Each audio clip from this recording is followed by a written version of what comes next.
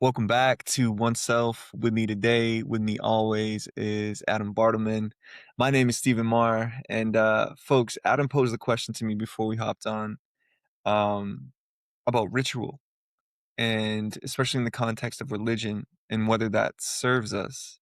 If you've I grew up Catholic, right? So Catholic mass is very by the book every time. There's very strict, right?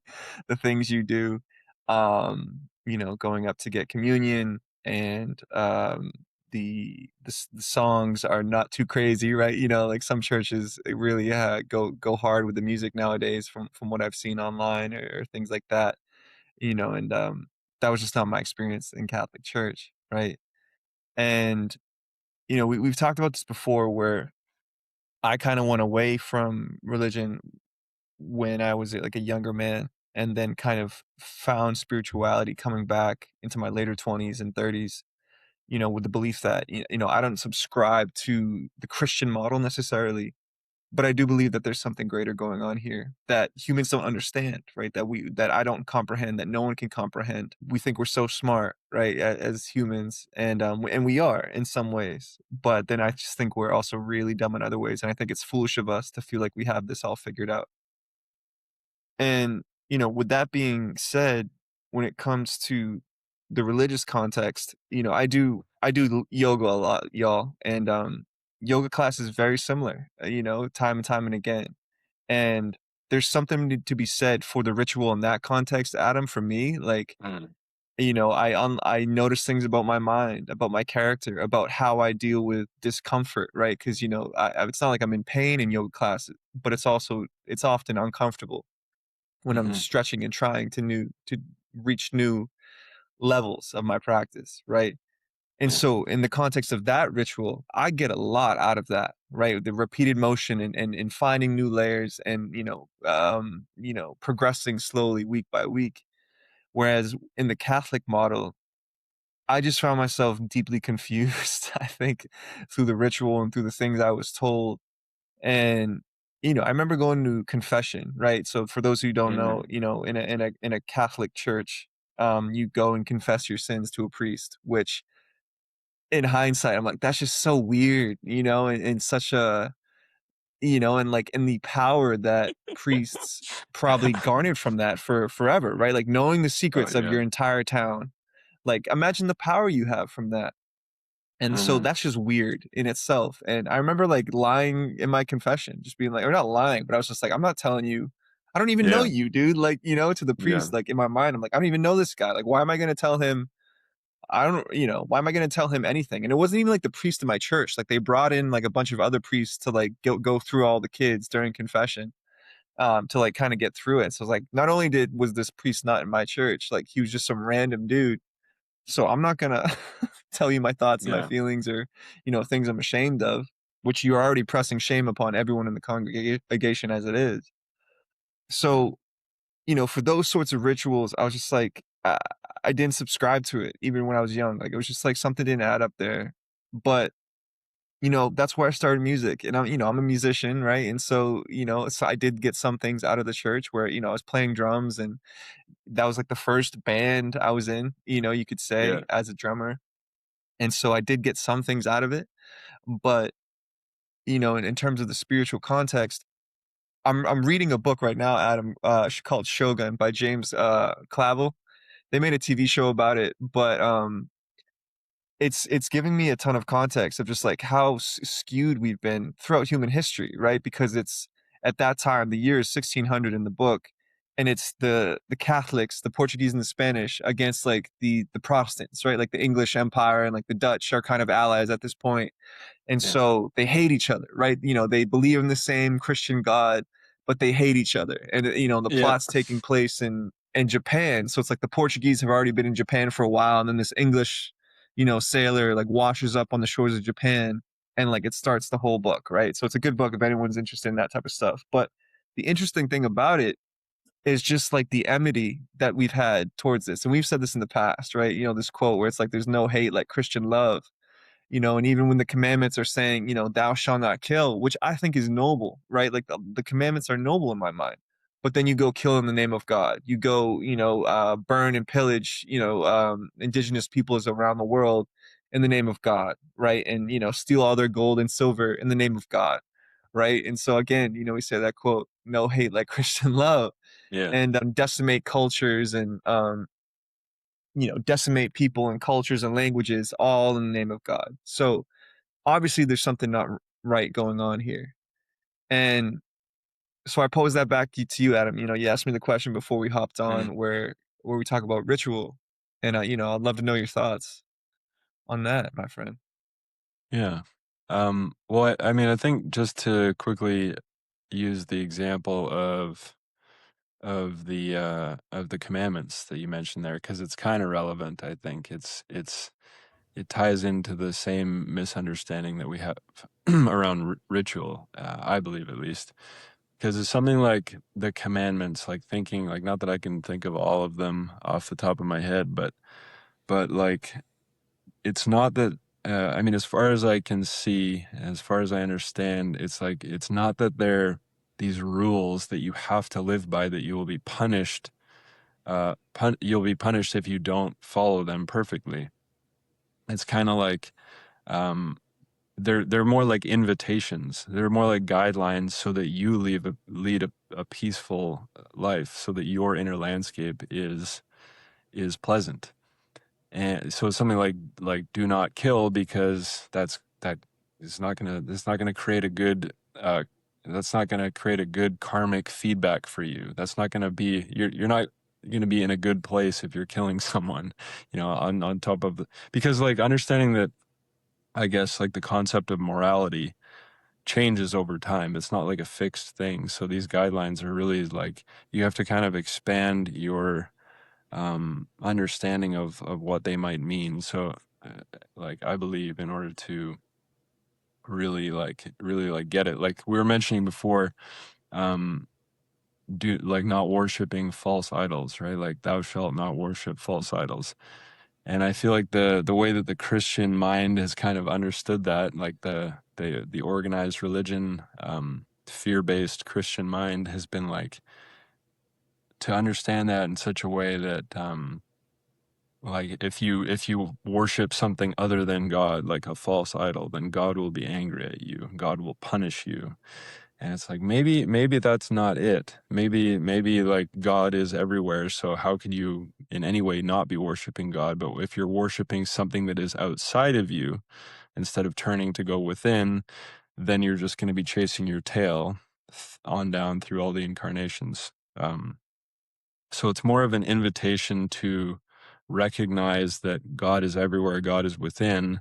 Don't worship something outside of yourself, not because you're bad if you do and you'll be punished, but rather just because you're missing the point. So it's an invitation to understand something uh, a little bit deeper about yourself.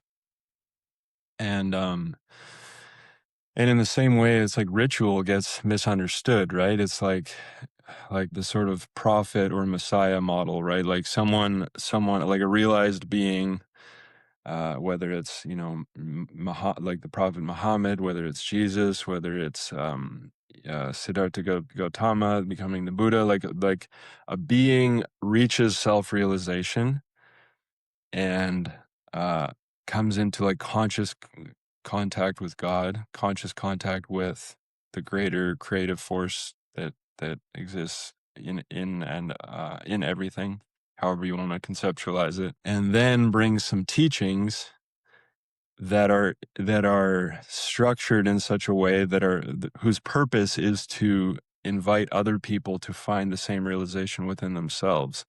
But then human beings attach onto that because we're so conditioned into this illusion of separation and separation consciousness and thinking that things are outside of ourselves, that we then get so hooked on the instructions that were given to us that the instructions, the ritual, becomes almost the God, rather than the vehicle to get to God, which is,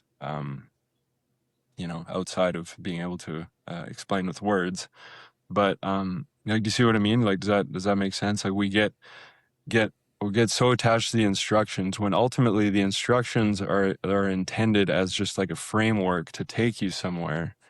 And at which point, once you arrive there, you no longer need the instructions. And they're not meant to be so rigid. And that's why the instructions have been a little bit different in different times and different places, because they were structured for different times and different places and different populations going through different collective karma and at different levels of consciousness at different times.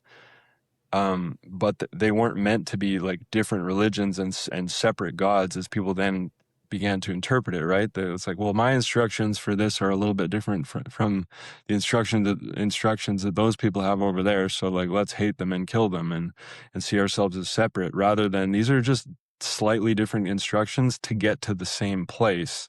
And that's what they always have been, because there is only one place to get to. So how could there be separation? Like it's just an example of profoundly missing the point, which is, kind of human history and the hatred and war that still goes on to this day, right?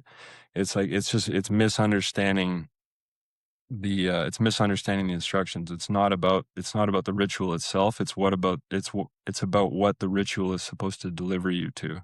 And if it isn't working, then you drop it and do something else and you figure it out yourself. And there's a Buddhist story or parable that I'm just going to try and paraphrase here if I can remember it. But it's like the ritual, it's like the practice, the whatever, the religious teaching is the boat that you use to get from one side of the river to the other. So like you need to get to the other shore. You need to get across this treacherous water. The ritual, the practice is the boat that gets you across there, and you arrive on the other shore. And that's a great thing, and you end up being so grateful to the boat that you strap it on your back and you carry it around with you and keep walking, as you walk onto the land on the other side. But ultimately the boat was only supposed to get you across the water, and now that you're walking on land, that thing's becoming really heavy, and you don't need to, just because you're grateful for the boat and what it did for you doesn't mean you need to hold on to it. At a certain point, holding on to it actually becomes an encumbrance. It becomes something that's going to hold you back. So we have to, again, always practice non-attachment and put that down, even though we're really grateful and we're really excited that boat delivered us there. Uh, it served its purpose and we can leave it behind, and also recognize that maybe that specific kind of boat worked only for me, and that it's not necessarily going to work for other people. I can show other people how to access that boat by, like by showing it to them, but I don't need to force it on them, because it might not work for everyone. And this is why we can't force spiritual teachings, religious practices on different people, because ultimately, even within a framework of a system that is delivering a lot of people to a certain level of awareness, it's not necessarily going to work for everyone. And even within that practice, even within that same ritual, that same kind of scope of practice and ritual, not everyone, even if they are going through outwardly the same kind of practices, ultimately the individual practice is always unique. Like it can't not be, because we're all snowflakes here.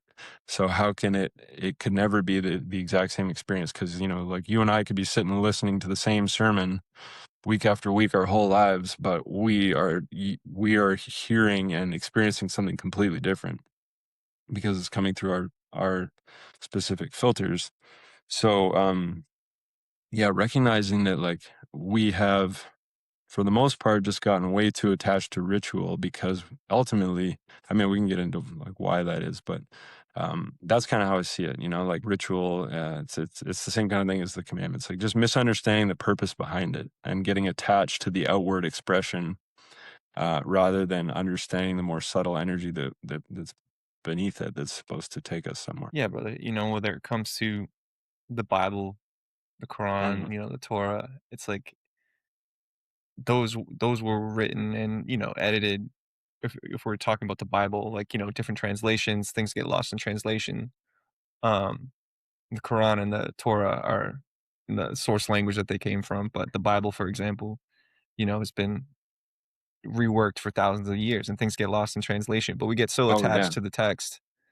Yeah, yeah, but we get so attached to the text, um, that we often lose sight of the merit of the teachings in the first place. So, no, Yeah. I absolutely agree with you, and then people bicker about the differences in ritual, and Yeah. that's led to wars, right? That's led to a lot of death and violence. So it's like we all, most major religions around the world are kind of talking about the same thing, right? Where it's just be good to yourself, be good to your neighbor, living in integrity of some sort, of some sort, right? It's kind of the overall message across, don't fear, right? Don't fear. We've seen Yeah. that a lot. There's no need to fear the human experience, right? Or death or any of that stuff, right? A lot of these things, a lot of different religions are saying the same stuff. So if humanity had the capacity to recognize that instead of bickering about the rituals, the world would be a much better place. But Mhm. unfortunately, yeah, we're so tribalistic, that we get caught up in the differences rather than the similarities that a lot of us are sharing. And obviously that's separated by language a lot of time. But if Mhm. someone is curious enough to, look into translated works or curious enough to put the effort into learning a different language from someone from these other places, you see that there's a lot of overlap when it comes to Yeah. just humanity and and the simplicity of the lessons that people from all over the world have been teaching us for thousands of years, whether it Buddhists, Muslim, Jewish, Christian, whatever the case is. It's we're so much more similar than we think, but we get Yeah. lost in the differences of ritual. So I think you're spot on with that observation. And why do you think that we hang on to it even though, like, as we say, our the Krishnamurti quote that we so often cite, which is, yeah, it is no measure of health to be well adjusted to a profoundly sick society. So, like, and we talk about being keen observers of life, and it doesn't take long to look out and see that, like, we've been continuing the same cycle over and over again, like worshiping false idols. That essentially is what it boils down to. We just keep worshiping false idols. Now we worship, money and celebrity and that kind of stuff now in this day and age. But, like, why do you think we keep going through this cycle rather than, like, noticing, like, hey, we've been seems like we've been doing this for thousands of years, and just like, and we all know the definition of insanity, repeating the same behavior expecting a different outcome. So, like, why do you think we hang on to it so hard? I think human lifespans are very short, Mm, and in the time that we are alive, people haven't had the ability to, education is a privilege, right? And yeah. learning about history and human patterns is a privilege. So I think we just haven't had the ability to, and Mm, even now with the telephones in our hands and everyone has access to a smartphone, like, are people taking history courses, on those smartphones? Like, not really, right? When they have access to all this knowledge, they're doing other stuff with it. Um, so unfortunately, I think, and we're seeing the pattern right now where, the earth went through a crazy, profound change when it came to World War II. Millions and millions and millions of dead.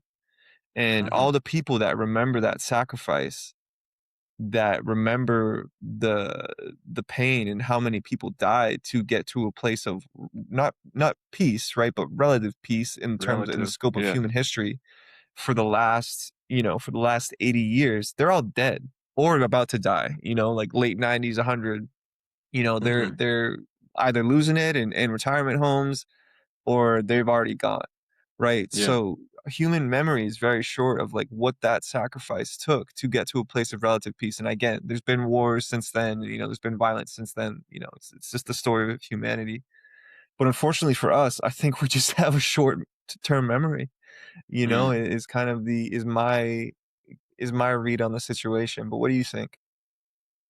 Yeah, I mean, I like what you said there because and I think also that we have systems in place which have just decimated wisdom. We have a lot of knowledge, but we have very little wisdom, you know, and like Correct, yeah. and there are so many different ways of interpreting history too, that, you know, we can get lost analyzing history.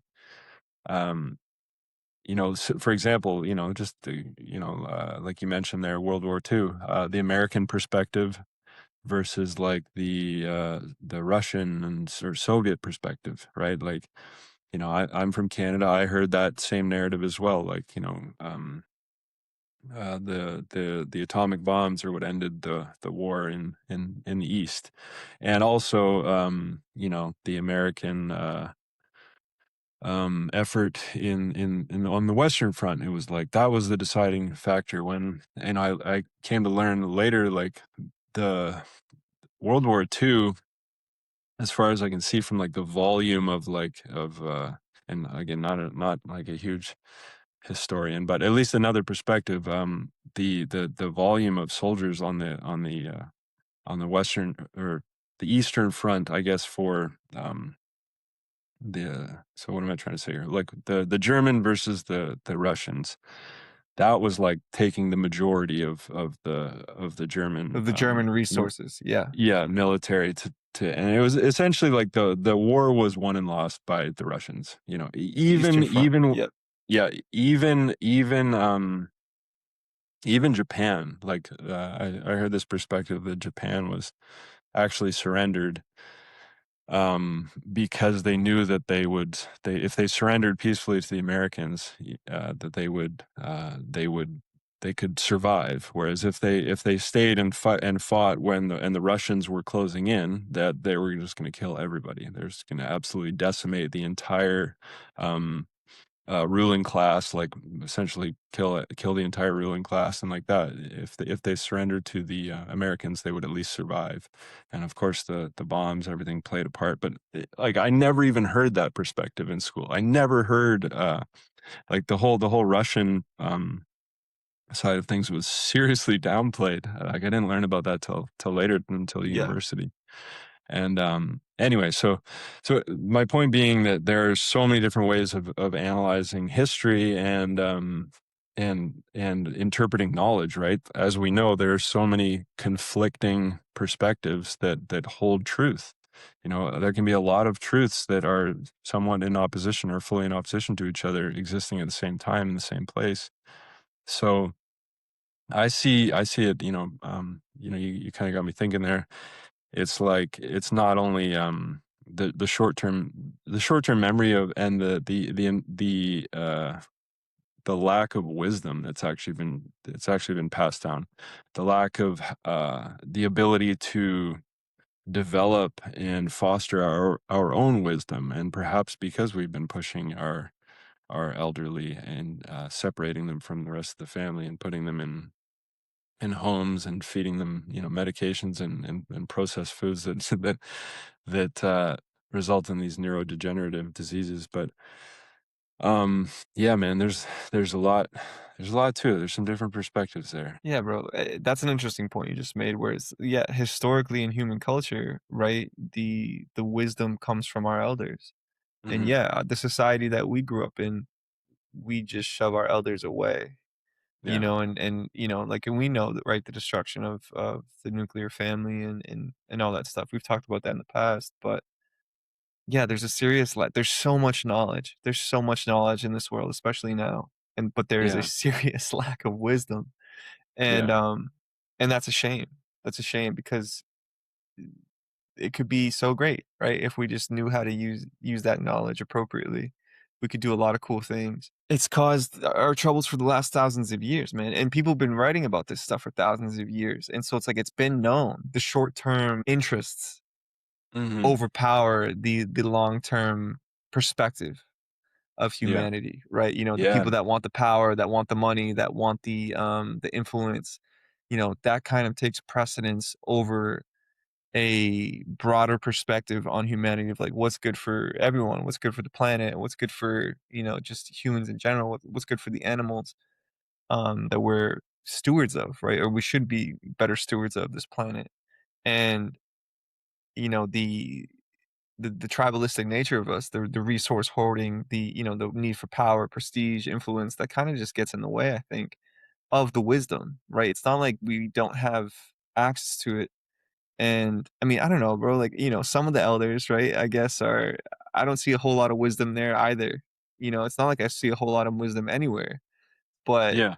it's like historically that lived experience, and there's that battle between generations, right? Like we've seen this time, even from the 60s on, like, where you see, kids going to bat with their parents, where it's like, they want to, do drugs and listen to music, and people are saying, that's anti-Christian, or that's the devil, the devil music or whatever. It's like we've seen that play out for generations and generations of like that in that battle. But when it comes to wisdom with the older generations that I see now, it's like I don't see a lot of it, right? It seems like they're again, we talk about the narcissism within society. It seems like they're pulling the ladder up after them, after they've got their house and Yeah. their nice retirement, and they don't give a shit. They don't give a shit about what happens to their children and grandchildren, which is crazy. Mhm. 'Cause, I think that karma is gonna come in the next 20 years when they're in the old homes, know? Where Yeah. it's like they're enjoying it in their 60s and 70s right now, but what about when they're in their 80s and 90s? And I think that's gonna be a rude awakening. But then you see, a lot of financial interest, they're going towards, the retirement homes and those sorts of care facilities, because they know a lot of money is about to be dumped into them, over the coming decades, because that's where people are going to go. Yeah. And yeah, brother, it's just really unfortunate because it's so short-sighted, like all those perspectives. It's just really Yeah. short-sighted to, I'm gonna get me and mine, right? And I'm gonna take care Yeah, of yeah. myself Yeah. and fuck everybody else. And it's a shame, brother. It's a shame because, again, what does that mean for the future of, your offspring? It Mhm. doesn't look great, you know? Yeah. Yeah. And I think it's not until we expand on our concept of self and our definition of self that that will ever change because yeah, when people think they're kind of hoarding self for them and theirs, you know, it's not how it works. So that will come back to that comes back to bite us. And like you're saying, the not seeing really a lot of wisdom in the older generations. It's like, yeah, they've been working at this for a few generations now at least. It's been stamped out. It's like, respect your elders. That and you kind of look around like, why? Why would I? Why you haven't earned any respect? So why? Like nobody's really earning any respect. It's been going like this for a while. And again, that's the thing that you come to understand with wisdom is like, well, you have to earn respect. It's not just like respect isn't just given. So um yeah, if we tap into that, it becomes much more clear.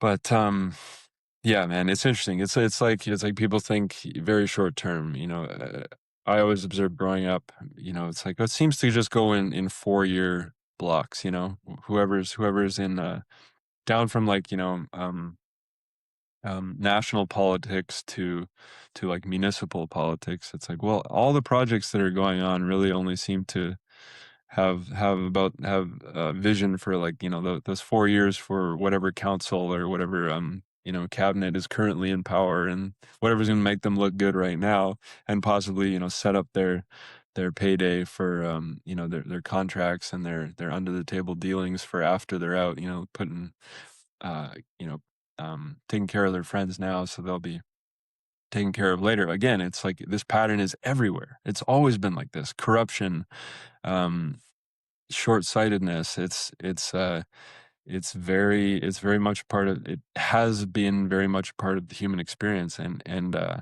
this is why like none of these policies, none of these experiences will shift until we have a consciousness shift, which I believe comes down to understanding that um the way we define ourselves is much greater than just that which is like contained within this skin this skin and bone and meat suit. So and those closest to us, because it's like even within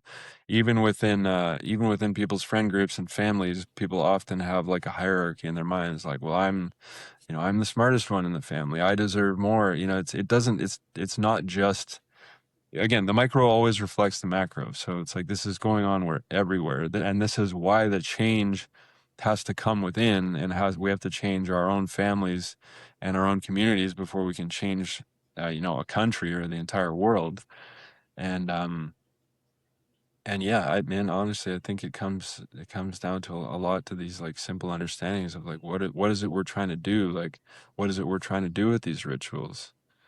Like, I think you must have observed a lot more of that than I did because I didn't really go to church growing up. But like, did you notice like or what were your earliest memories of noticing the patterns of like hypocrisy and stuff like that, stuff that just didn't make sense, aside from like the feels weird talking to some stranger priest, but like was there any other kind of stuff like that that you noticed? Obviously, like we said, Yeah, the no hate like Christian love, and but like when did that start? right, right. Well, something I always found odd is like eating like the sacrament, like, this is the body and the blood of Jesus Christ. It's like, so that's cannibalism, Yeah, yeah. I thought it's that too. Yeah, I symbolic. remember that. Yeah, Yeah, bro. So it's like symbolic cannibalism. Like I'm just eating like a bread crisp, but like you're telling me to eat, a symbolic human. So that's weird. yeah, Like that was like a weird thing that I was just like, this is kind of weird, right? So the symbolic cannibalism in the Catholic Church was kind of nuts for me. I thought that was weird. The just the mixed messaging of, God loves you, but then there's like the Catholic guilt and shame. Like you talk to anybody that grew up around Boston, bro. Like I talked to like a lot of I know the men around Boston, and it's like that's a pattern that I've bonded over some men with. It was just like, yeah, bro, like that Catholic guilt, that Catholic shame, like just, you know, how am I supposed to foster self-love within me, which I believe is the true answer to solve a lot of the world's problems, is fostering that hmm self-love within individuals. But then like you just kind of bury people in shame, guilt, and fear. And yeah, we've talked about this where it's like, I don't think that hate is the opposite of love. I think it's fear, right? And hate's yeah, derived from fear. And so it's like you start to hate yourself from being so afraid. yeah, And so, well, meanwhile being told that God is love. So that was just really confusing, man, for a young man. And I'm still wrestling with that. Yeah, yeah, that unlearning, right? The great yeah. unlearning for myself. And so those were a couple things in the rituals that I thought was weird. Um, in addition to that, like it was just the money giving was always weird to me. The fact that like I saw my parents tithe, right? Giving tithe Wow. or Yeah, tithing, and some yeah, people, some churches, it's like they want you to give 10% of your income to the church yeah, or more, right? And and I'm like, Catholic Church is one of the richest organizations in the world. And my parents are struggling to put food on the table when we were young. And I'm seeing them give money, $100 a week or more. And I'm like, but wow. we need that money, you know? Um, or whatever the amount was. But it's just like, we need that money, Yeah, yeah, And so that was a weird thing for me too. It's like they don't need it. The richest organization in the world does not need it. Or one of the richest organizations in the world does not need it more than us. So why are we giving our money to them to yeah. do the For what to not return? to what? Yeah, to build the Yeah, extension on the church that I saw, to build it's like yeah, that's not going to feed the poor or to better the community. That's going, to build the extension on the church. You yeah, know what I mean? Or like a better sound system or whatever the case is. And so that was another weird thing too that never sat right with me, man, because it's just a weird, like you're giving so much of, or I saw my parents work hard and then they give a chunk of that to someone that is not providing love, is just guilting people, you know, yeah, guilting us into giving some money to them. So that was another weird one.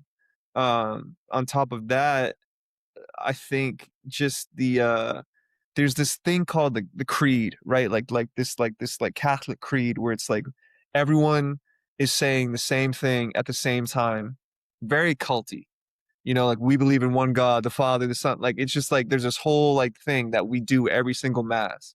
right? Mm. Um, or that we did every single mass. I haven't gone to church. I don't know if that's changed, right? But like, I just remember that being so weird. Like, you look around, like as a kid, like when everyone's saying this creed at the exact same time, and you're like, oh, like this is weird, you know, Yeah. like, and then you grow up and you're like, that was really culty. It's like the Pledge of Allegiance, bro. Like when you're a kid in school and everyone's saying the Pledge of, I mean, you didn't do this in Canada, but like in America, every kid from the moment you get into school and the bell rings, you pledge allegiance to the flag.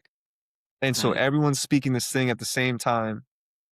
And it's just this weird ritual that we have where it's just like, I pledge allegiance to the flag of the United States of America. Like this weird thing where it's just like, and then the creed was the same thing where you're doing this ritual and like when you're a kid you kind of like can step out of it still and you're looking around and it's just like, are we all robots?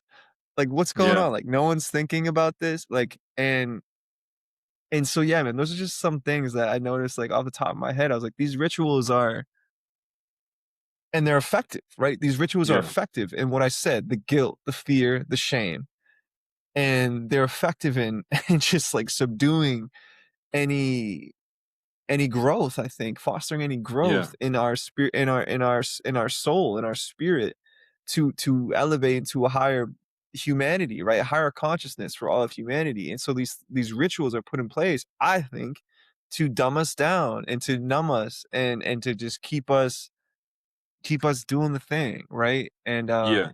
so yeah, man, that's, I think that's my thoughts on that.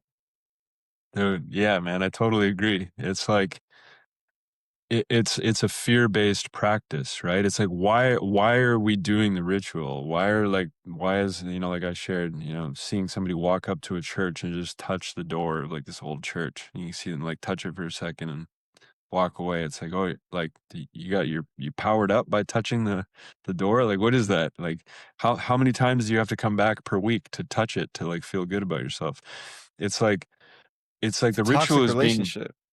exactly. The ritual is being done in order to try and feel safe, which has as its foundation the misunderstanding to think that we are not safe in the first place. And I'm talking like spiritual, metaphysically. Like obviously we can be in situations where the physical expression does not feel safe, but ultimately from the perspective of our souls, death is not real no matter what, we every nasty situation has an end. So we come out of this alive because death is not real. So understanding like from the deepest in the deepest way that we are always safe, and therefore like this ritual that is meant to we're kind of fed this information that keeps us in fear and then told to do a ritual that will make it all better. It's like it's clearly like this toxic cycle that is using fear to subdue the awareness of the people that are having it fed to them. And, like, I think about because, like, that's the kind of Catholic model, right? It's like you say what you did to you confess what you did to the priest, and then the priest is like, "Okay, say 10 of this prayer and 20 of this one, and then you're good." And it's like, what is that? That's like a transactional thing that is so separation Yeah. consciousness based that Yeah, the makes rosary. Yeah. obviously yeah, it makes obviously no sense. It's like, okay, and it's just like this system of checks and balances, which is existing in this illusory world of polarity, which is anchoring your consciousness into thinking that's what is real, is this illusory world of polarity, when if we truly believe that God is all there is, then you just follow that and say, well, then you obviously believe in unity and like the concept of oneness. So how could anything be outside of it? So why would I need to do things in the physical to get me somewhere? It doesn't make any sense.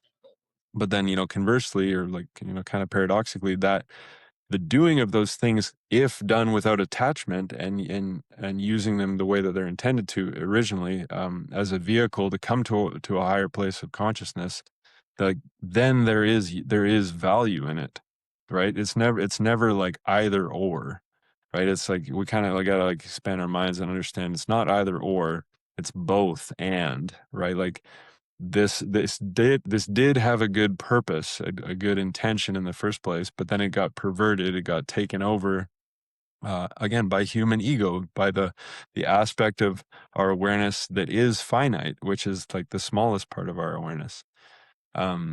and attaches onto that, thinking like, okay, we got to do more of this in order to feel safe. But like, it doesn't make any sense. And all we have to do is just step back and look at it just for a second from a slightly more objective place, and it all crumbles apart.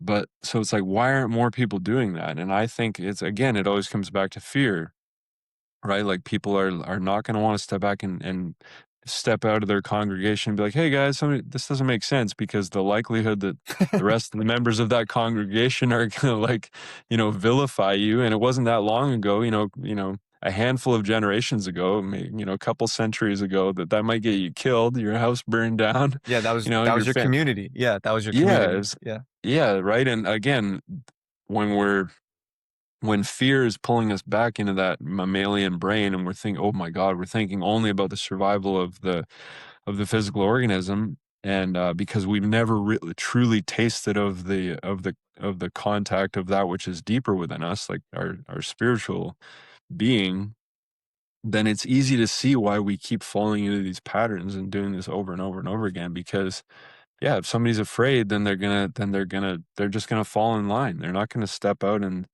mention what clearly doesn't make sense. And I mean, this has been proven in so many psychological studies. Like, I remember learning this in university, like, they showing us videos in psych classes where um they have a test where there's one person in there who's essentially being tested, and the rest of the people in the room are paid actors, and they do something like draw two lines on the board. The one above is a short little line, and the one below is like a long line. And then they say, like, they ask the people in the room, they ask all the paid actors first, one by one, which line is longer, and then they put a tally on the board, and all of the paid actors have been told to say that the little short line is the longer line than the one drawn on the board, and everyone says that one, and then it gets to and then it gets the person who's not the paid actor, and the hidden cameras on them, and they're going like, what? And then they go against what they can see. But clearly that line is the shorter one, and they will go against what they can see, and they'll say they'll lie, not lying morally. They're lying in order to fit in with the group. They said that the longer line is shorter and the shorter line is longer, and like, that's been replicated so many times that humans will do that because Yeah. there's Stanford this prison deep. experiment. Yeah, exactly, exactly. Stanford prison experiment. There's this need to fit in, and like, that the safety that comes with fitting in with the rest of the tribe. So it's like, it comes down to that, I believe, with the rest of the stuff, with spirituality and religion, because it's like, again, like the no hate like Christian love thing. It's like, kind of missing the point of Jesus's teachings, being all judgmental, and just going through the process of being I don't know, a misaligned, not so friendly person throughout the week, but then, like, oh, that's okay. I have the ritual. I'll go to Yeah. church on Sunday. I'll power up again, and I'll be cleaned of my sins. And it's like, it's not this list. Nobody's keeping tally on it. It's like, it's the energy that you're carrying within you at all times, which is creating the experience of heaven on earth within you. It's not about getting someplace, at some point somewhere else in the future. But it's like this fundamental misunderstanding where yeah, we see things as separate, we see things as finite, and so we think we have to go through these separate and finite experiences to make ourselves feel safe. And it's yeah, man, it's just like so interesting that we keep doing it. But I It think, really I is. think more people are having conversations like this and talking about this, because it's just getting Absolutely. to that point where we're observing that it has not been working for so long. And even if it's gonna bring some public shame for standing up and being like, hey guys, this doesn't make any sense. Like, it's more and more people are figuring out that, like, being in true communion, which is like being in alignment with one's soul, is far more valuable than being in alignment with this external world of illusion that is so profoundly sick, you know? Yeah, brother. I've thought about this a lot where I think Jesus would have hated a lot of what you would consider like modern day Christians. Yeah. There's examples of when Jesus was angry, right? Like in the money counting temples, and they were like, "Oh, Yeah. it's all for you," and he was like, "Fuck this," you know what I mean? Like I don't, Yeah. he's like, "It's all greed." He saw it for what it was, which was greed and bullshit, and one of the few times in the Bible where he got actually angry, and you Mm. see, the wealth doctrine pastors, or and they have these multi-million-dollar jets and all this wealth. And then, I remember like Joel Osteen, like there was a hurricane in Houston, or something, and like he didn't let people into his congregation Yeah. that like Yeah. needed a safe place to go. And 'Cause they had a because new yes, carpet. the Yeah. floors would have been ruined. Yes, dude, Yeah. probably, but like it's like when people were in need of you, you didn't answer the call, Yeah. which is what you're preaching. But you're happy to cash in all the tithing that you possibly can, to yeah, build the Mhm. extension, or, get the new Tax car, whatever free. the case is. Yeah, Yeah. tax free, dude. Tax free, which is another crazy thing. Eh Um, but and especially when, I hear a lot of people now where like people think that God has a vested interest in their country, or, manifest destiny, right? Like America was built on this Yeah. belief that it was like God was, like God is on our side, right? So how many millions of people were murdered Mhm. from the country I grew up in, for this belief that it's all for God, and Yeah. God is on our side. And how many indigenous, right? How many people around the world, and not that we're unique in that, right? That's been every empire ever has some sort of, you know, belief in themselves Mhm. that they have the right to do this to other people. So this isn't unique or new. It's just the latest, right? The latest Yeah. iteration of it. The English, the Portuguese, or the Spanish, or Mm. Japanese empire. Any of these French, empires that have Belgian. Yeah. French, Belgian, Chinese empires, Mongolian, right? Any of these empires that have existed throughout history, Russian, right? Any of these empires that have existed, they feel like they have some sort of divine right to do so and Mhm. subjugate other people. But yeah, yeah, our rituals blind us, man. They really do. They blind us, and then Mhm. and convince us that we're on the right side to commit all this violence and to hurt other people, right? To hurt, not help. And when reality, the crux of all these teachings should be to help others, right? When when when we interpret it to hurt others because they might be living in a different way, which Yeah. is unfortunate, man. It's unfortunate reality of just humanity. But like you said, I'm not all doom and I know this episode might be a little heavy on the heavier side Yeah. of, we were talking about like food last week, and now we're talking about Yeah. this, you know but the subject matter this week is a little heavier, but like you said, I do have hope because I think a lot of people are waking up to it. There's more knowledge than ever before, so I hope with that there is like a little bit more wisdom, and I think that's going to be the case when we see some younger leaders that are giving me hope, right? They kind of do seem to be leading with empathy.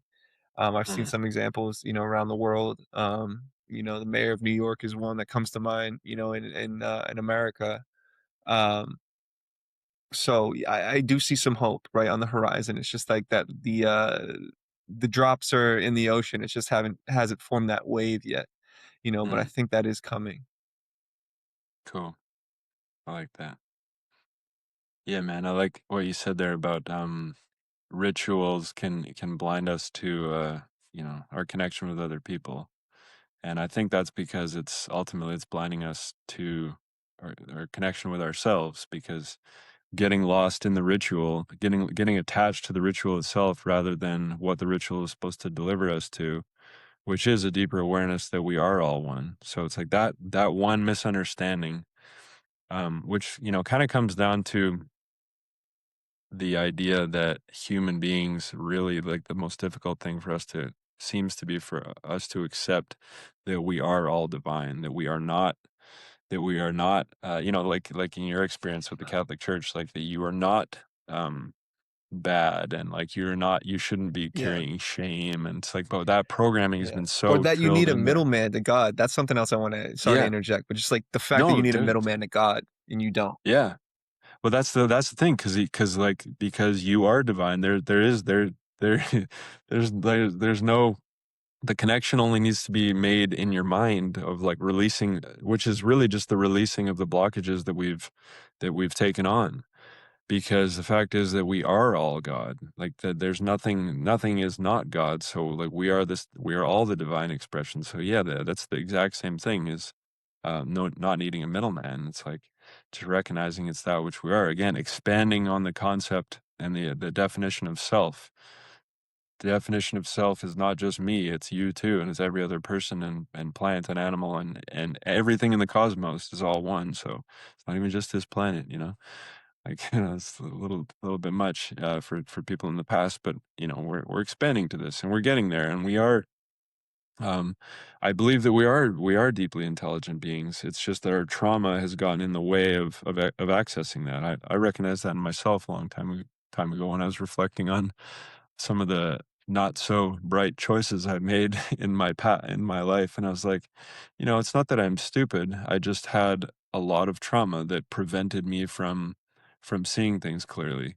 Hindsight 2020 and all that, but like I was like, yeah, I made some pretty shockingly poor decisions, which I'm like, I know I'm smarter than that. So why did I do that? And it's like, well, I had trauma clouding my vision. And that's I believe is everyone. I believe if we strip away all of the nonsense, everyone is i- well, we're all perfect as we are now, but also, paradoxically moving to a greater vision of what we can create together.